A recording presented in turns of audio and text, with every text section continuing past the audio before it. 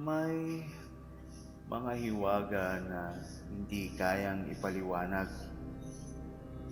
at nananatili na lamang tanong sa ating isipan. Habang naghihintay ka ng kasagutan, makinig ka muna sa mga maiksing kwento ni Kuya Bert.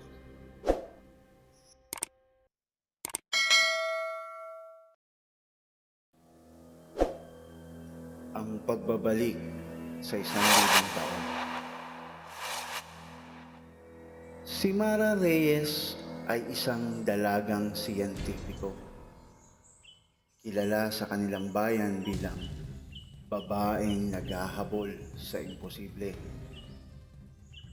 Lahat ng oras niya ay inukol niya sa pagsasaliksik ng teorya ng paglalakbay sa panahon. Sa lihim na laboratorio ng kanilang lumang bahay, pinasadya niya ang isang makinang tinawag niyang Chrono Loom. Isang halong lumang orasan, mga piyesa ng radyo at mga pinaghabi niyang kable ng kuryente. Isang gabing bumabayo ang ulan at kumukulog. Sa huling pagsubok niya ng makina, isang malakas na pagsabog ang nangyari. Ang huling nakita ni Mara ay ang makinang nagliliyab ng asul na liwanag. Bago siya biglang nilamon ng kadiliman. Ang nakaraan. Pagmulat niya, wala na ang kanyang laboratorio. Sa halip, naroon siya sa gitna ng malalaking punong kahoy, mababangong halaman at mga batong inukit ng sinaunang mga kamay. Luma ang paligid, walang kalsada, walang kuryente, walang palatandaan ng makabagong mundo. Dahan-dahan niyang napagtanto. Nasa nakaraan na ako. Ang mas masahol, wala siyang idea kung paano makakabalik. Naghanap si Mara ng paraan. Nag-ukit siya ng mga mensahe sa balat ng mga punong kahoy. Ako si Mara, mula sa hinaharap. Hanapin ako, 2025. Nagsulat siya ng mga liham sa pinakalumang papel na nakita niya at itinago sa ilalim ng mga ugat ng matandang puno. Umaasang sa pagdaan ng panahon, may makakabasa nito. Lumipas ang mga buwan. Nagutom siya. Nagkasakit. Ang tanging alaala ng kanyang pamilya ay ang lumang pendant sa kanyang leeg. Isang maliit na basag na salamin na hugis ng buwan. Isang gabi ng bagong buwan, habang umiiyak siya sa tabi ng isang lumang ilog, may isang Malamig na boses ang bumulong sa kanya. Gusto mo ba silang makausap?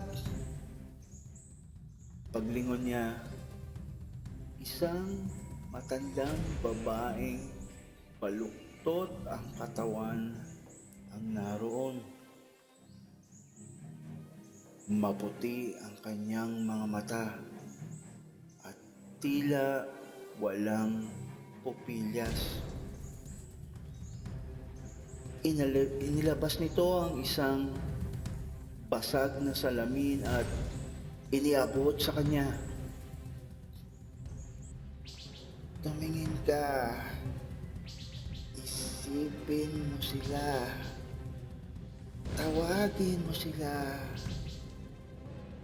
Mahina ngunit nakapanlalamig ang boses ng matanda. Wala nang ibang pagpipilian si Mara. Tiningnan niya ang salamin. Sa una, walang nangyari.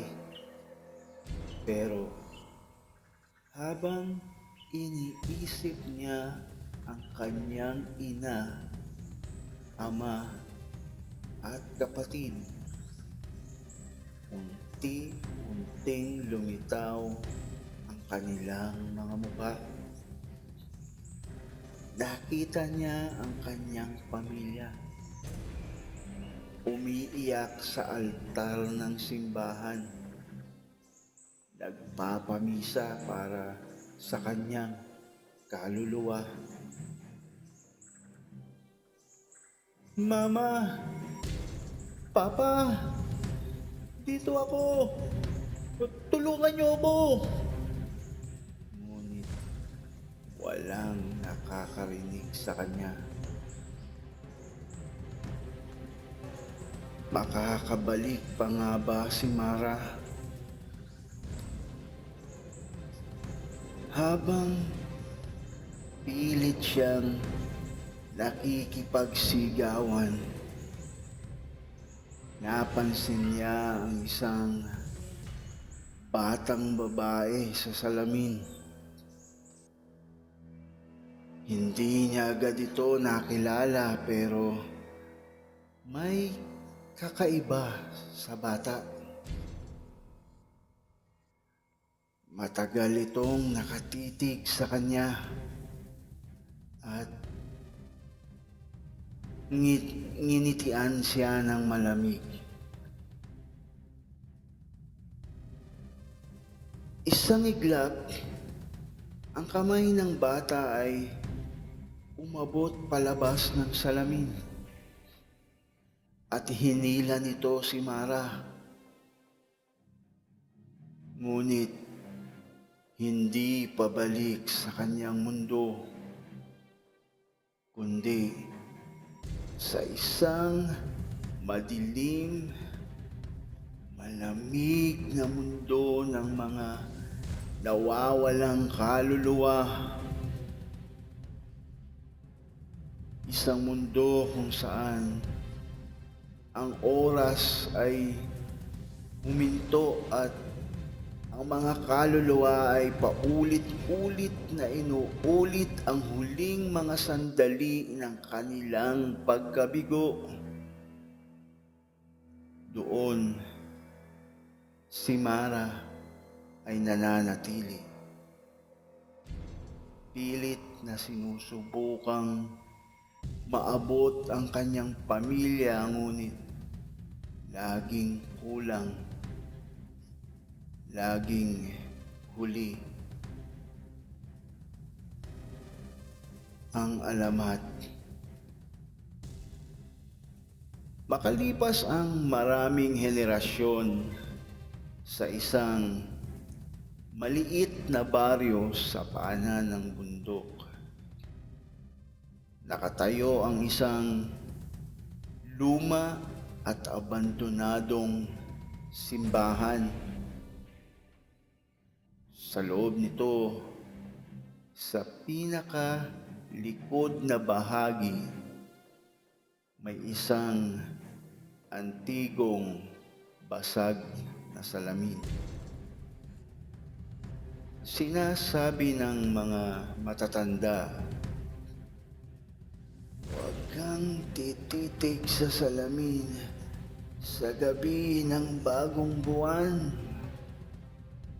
Baka marinig mo ang isang tinig na humihingi ng tulong at baka ikaw ang susunod na hilahin."